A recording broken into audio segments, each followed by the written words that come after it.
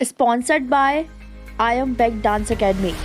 Associated with Rankers Hospital Kandhala. Presented by Rankers News. नमस्कार दर्शकों, आप देख रहे हैं रैंकर्स न्यूज और मैं हूं आपके साथ मन्नत ठाकुर।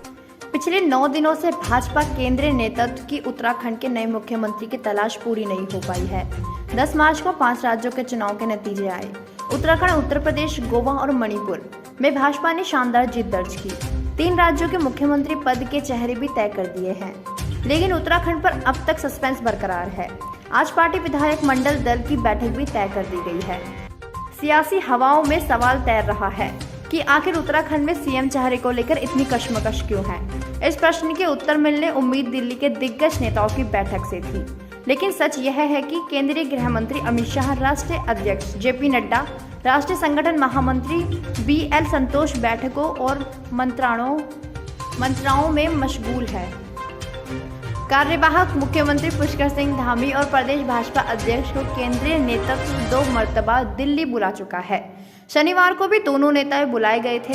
रविवार को दिग्गज नेता अमित शाह ने बैठक की। पूर्व मुख्यमंत्री डॉक्टर रमेश पोखरियाल निशंक और पूर्व मुख्यमंत्री त्रिवेंद्र सिंह रावत भी बैठक में शामिल हुए। इससे पहले सीएम पद की दौड़ में शामिल सतपाल महाराज अमित शाह से मिले। शाह की बैठक के बाद डॉक्टर निशंक के आवास पर राज्य के चारों नेताओं का मंत्रणा हुई। इन धुआंधार बैठकों के बाद भी भाजपा नेताओं के पास बताने के लिए कुछ ऐसा नहीं था जो सरकार गठन और सीएम चेहरे को लेकर बने सस्पेंस को खत्म कर सके। ये अमित शाह की हिदायत का असर था कि रणनीति सभी नेताओं ने भी रहस्यमय ढंग से अपने होठ सील दिए। देर शाम भाजपा हलकों में चर्चा हुई कि अब पीएम नरेंद्र मोदी बैठक ले रहे हैं, लेकिन इस बैठक के बाद भी तय माना जा रहा है कि नए मुखिया का नाम सोमवार को देहरादून में होने वाली विधायक मंडल दल की बैठक में ही खुलेगा।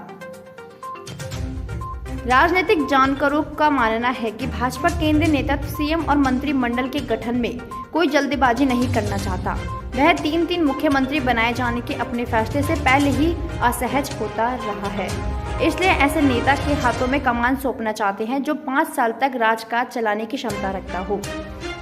सियासी जानकारों का कहना है कि उत्तराखंड में कार्यवाहक मुख्यमंत्री पुष्कर सिंह धामी के चुनाव हारने से पेच फंसा। पार्टी ने धामी के चेहरे पर चुनाव लड़ा, 47 सीटें जीतकर तो 3/4 बहुमत हासिल किया।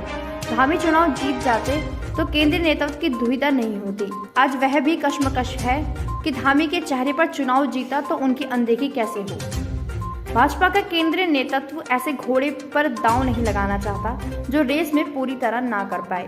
वह ऐसे चेहरे की खोज में है जो केंद्र और राज्य के बीच सूत्रधार की भूमिका निभा सके। भाजपा केंद्रीय नेतृत्व चाहता है कि वह सत्ता की बागडोर ऐसे हाथों में सौंपे जो 5 साल कुशलता से राजकाज चला सके, जिसमें सबको साथ लेकर चलने की कला हो और प्रशासनिक तंत्र पर लगाम कसने की क्षमता हो, जो डबल इंजन की रफ्तार को जारी रखे और इस ढंग से राजकाज चलाए ताकि 2024 के लोकसभा चुनाव में भाजपा को फायदा मिले, जो संगठन और सरकार के मध्य संतुलन साध सके, पीएम मोदी के विजन को जमीन उतारने की क्षमता रखता हो। Organized by rankers group of hospital and RL foundation.